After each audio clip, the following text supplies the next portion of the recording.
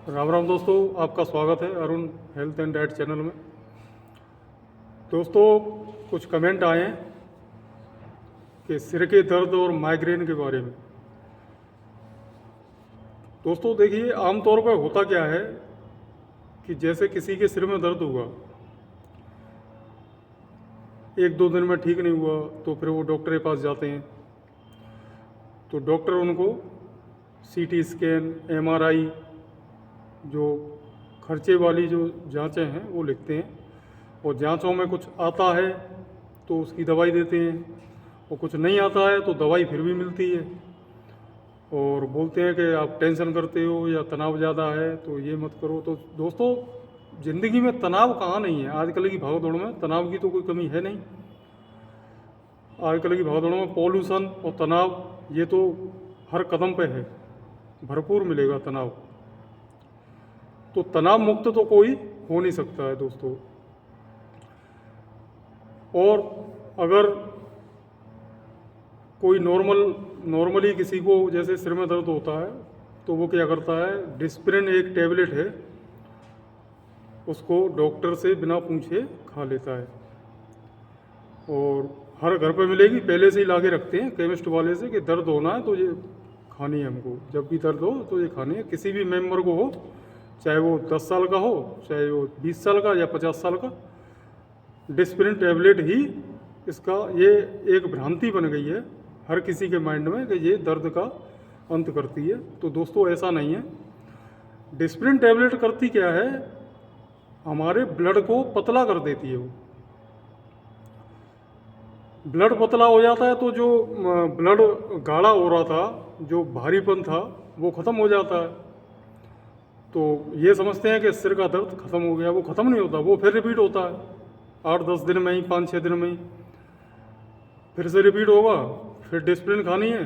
तो इस तरीके से एक डिस्प्रिन, लेकिन दोस्तों ये इतनी खतरनाक टैबलेट है, जो नॉर्मल व्यक्ति है जिसको कोई बीमारी नहीं है, अगर वो डिस्प्रिन टैबलेट का यूज़ करता है तो उसके लीवर पे बड़ा ही इसका साइड इफ़ेक्ट होता है। हाल फिलहाल में तुरंत ये इफेक्ट डालती है, ब्लड को पतला करती है और सिर के दर्द को ख़त्म करती है, लेकिन लीवर साथ में डैमेज होता है दोस्तों, चाहे वो हो 2%, 1%, 5%, लीवर ज़रूर डैमेज करती है। तो दोस्तों ऐसी टैबलेट को लेने से कोई फ़ायदा नहीं है।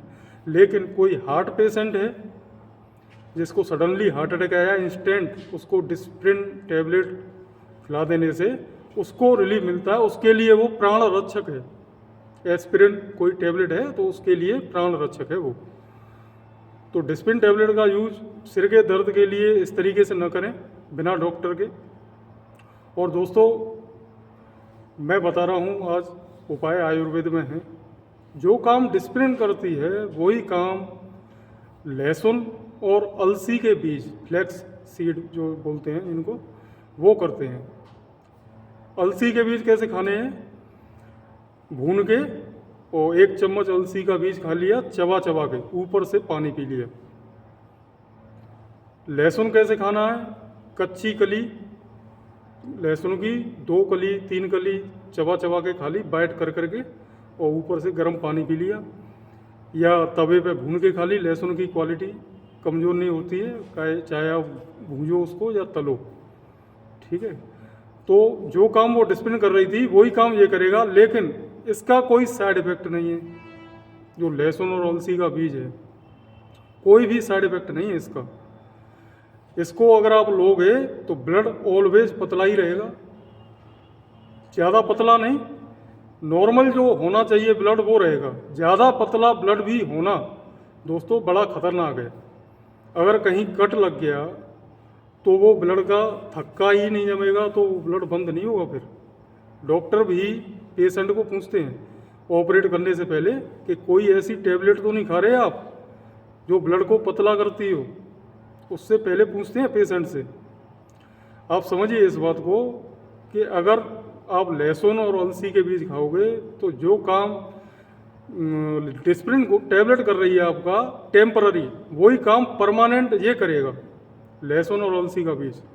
सिर का दर्द आजीवन नहीं होगा, जड़ से ख़त्म हो जाएगा। फिर भी अगर ख़त्म नहीं होता है तो एक और उपाय है दोस्तों, देसी गाय का घी। आमतौर पर हम लोग इसको मतलब भूल चुके हैं कि गाय, देसी गाय जो है गॉड गिफ्टेड है मानव के लिए। उसका दूध और घी, जिस बच्चे ने अगर उसका दूध और घी देसी गाय का पिया है बचपन में, वो एजुकेशन के मामले में या स्पोर्ट्स एक्टिविटी के मामले में, कोई भी गेम हो, एथलीट हो, तो उस मामले में एक्स्ट्रा ऑर्डिनरी परफॉर्मेंस रहती है उनकी। आप लोग इसको पहचानिए। देसी गाय के घी में स्वर्ण भस्म होती है दोस्तों। इसका कैसे करना है, थोड़ा सा घी गर्म करके और लेट जाएं, और लेटना इस तरीके से कि बॉडी लाइन से हमारा सिर थोड़ा सा ऐसे नीचे रहे, और नाक के जो नोस्ट्राइल हैं उनमें एक एक बूंद देसी घी की डालनी है, गाय के घी की। एक एक बूंद डाल के 8-10 लंबी लंबी सांसें खींचनी है दोस्तों। वो घी ब्रेन की उन नसों में पहुंचेगा जहां पर एलोपैथी की कोई भी दवाई कभी नहीं पहुंच सकती है।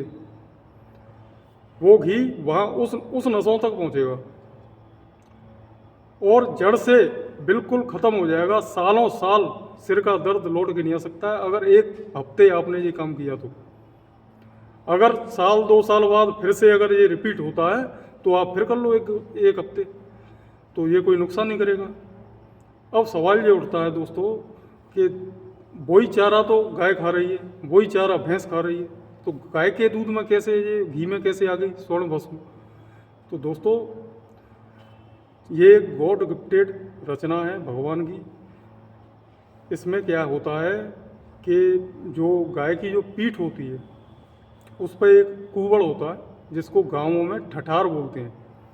उस कुबड़ में सूर्य केतु नाड़ी होती है। उस नाड़ी का सीधा संबंध है सूरज की किरणों से।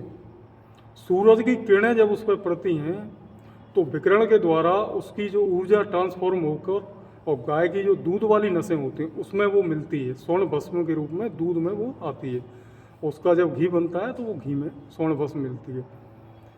तो दोस्तों ये एक वरदान है ह्यूमन के लिए जिसको पहचानने की देर है। तो आयुर्वेद की तरफ लौटें दोस्तों, और स्वस्थ रहें, मस्त रहें। चैनल को लाइक करें, सब्सक्राइब करें, बेल आइकन को प्रेस करें। जय हिंद।